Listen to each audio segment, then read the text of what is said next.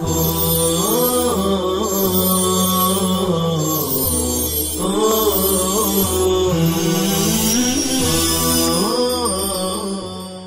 اللہ الرحمن الرحیم الحمدللہ رب العالمین والصلاة والسلام علی سید المرسلین وعلی آلہ واصحابہ الطیبین الطاہرین. حدثنا محمد بن بشار و سفیان بن وکیع المعنى واحد قال اخبرنا یزید بن ہارون عن سعید الجریری قال سمعت ابا الطفیل یقول رأیت رسول اللہ صلی اللہ علیہ وسلم وما بقی على وجه الارض احد رآه غیری قلت صفه لی قال كان ابیض ملیحا مقصدا. عزیز طلبہ، بعض طلبہ کو یہ شکایت ہوئی کہ شمائل ترمذی کے کچھ اسباق میں حدیث پر کلام ہوتا رہا مگر عبارت اسکرین پر نہیں آئی. اصل میں یہ سیٹنگ کرنے والوں کی غلطی ہو گئی. کتاب کا نسخہ ہی وہ جو ڈاؤن لوڈ تھا اس میں اسی طرح اتنی عبارت اسکرین پر آتی تھی. آگے جو روایت ہے اس کی کچھ عبارت ادھر ہو جاتی تھی، کچھ دوسرے صفحہ پر سیٹ نہیں ہو پاتی تھی. اس لیے جتنا پڑھانا ہوتا تھا اس کی بہت ساری عبارت اسکرین پر آ جاتی تھی اور کچھ عبارت جو دوسرے صفحہ پر ہوتی تھی ڈاؤن لوڈ والے نسخے میں وہ عبارت نہیں آ پاتی تھی. لیکن ہوشیار طلبہ جو جامعہ کی طرف سے ڈیجیٹل لائبریری پورے ڈیٹیل کے ساتھ بھیجی گئی وہاں سے وہ طلبہ کتاب نکال سکتے تھے، عبارت کو کلام کے ساتھ ملا سکتے تھے. لیکن بہرحال دشواری ہوئی، اس کے لیے معذرت ہے. اب دوسرے نسخے کو ڈاؤن لوڈ کر کے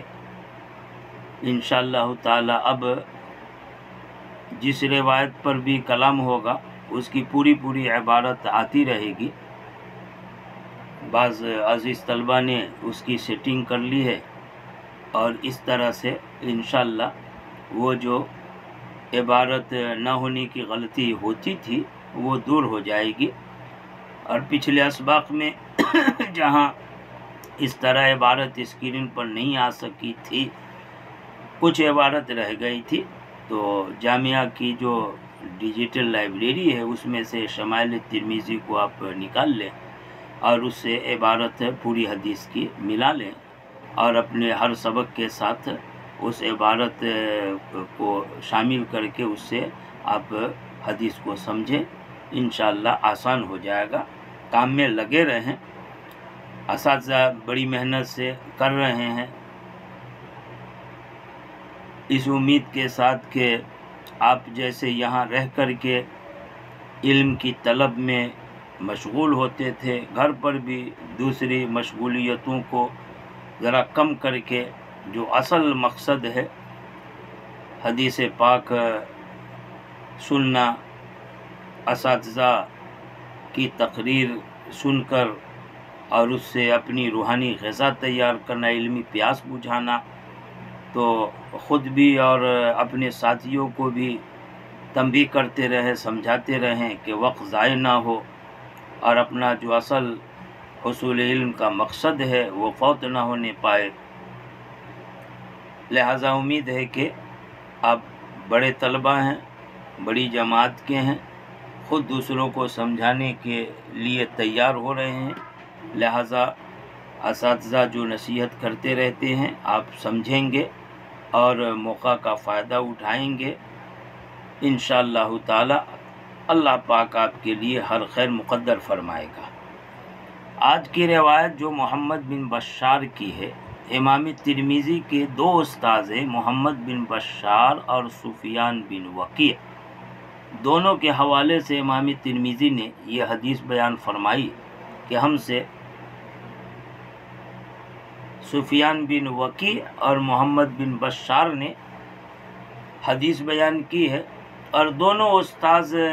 نے جو روایت بیان کی المعنی واحد ہے، مفہوم ایک ہی ہے، دونوں کا مطلب ایک ہی ہے۔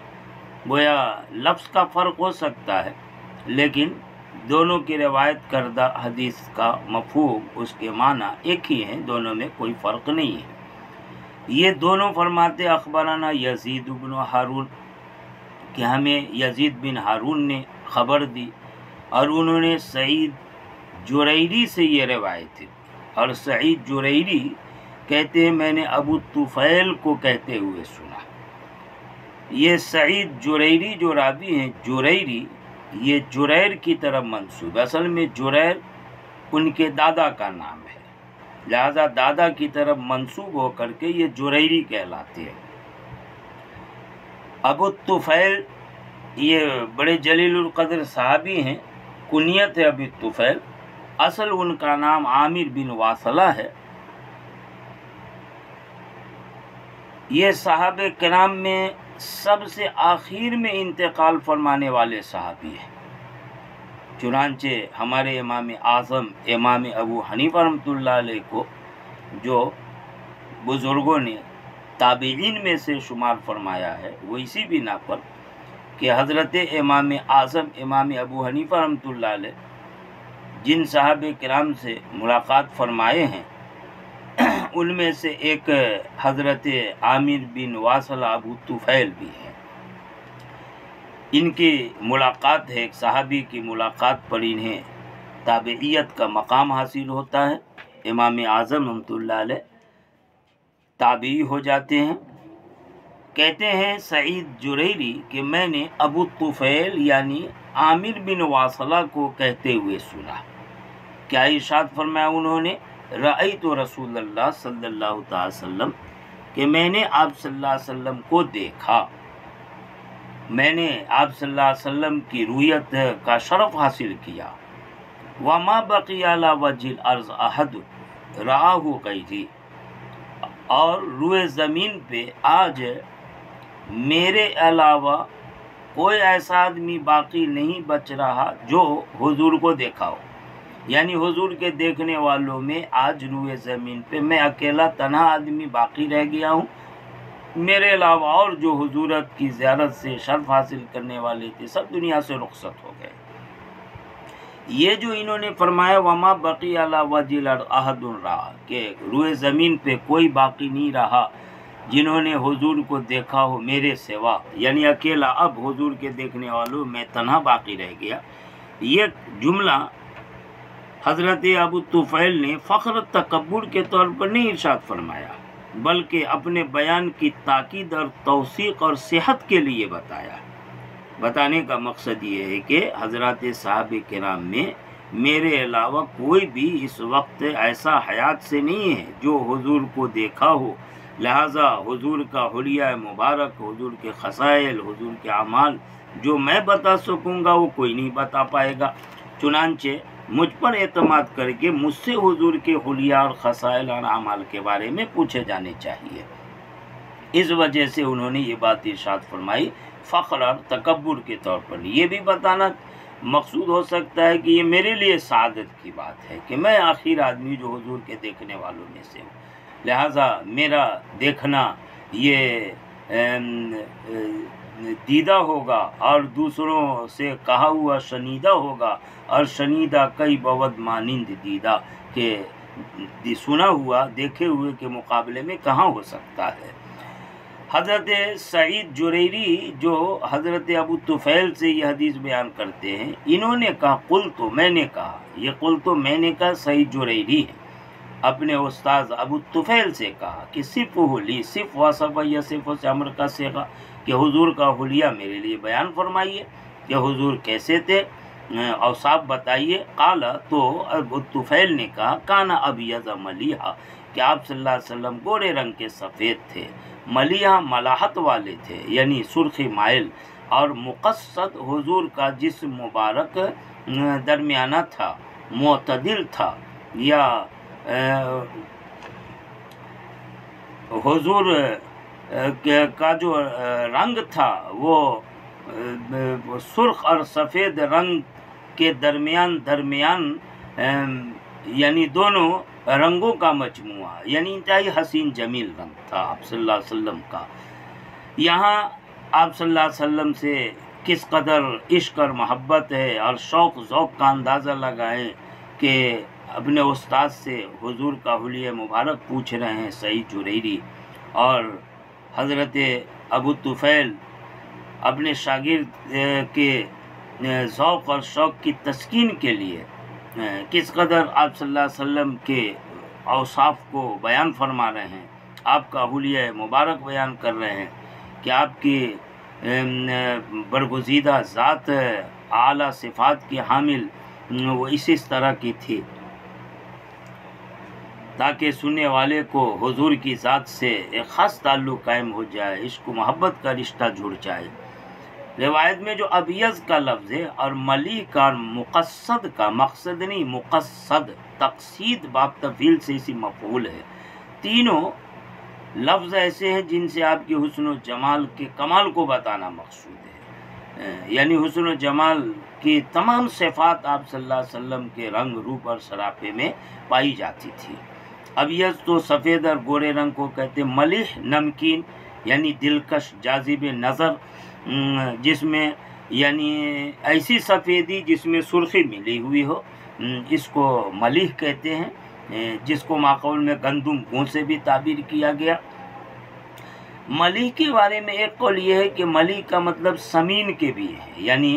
موٹا ہونا، تو آپ صلی اللہ علیہ وسلم کے جسم کے موٹاپے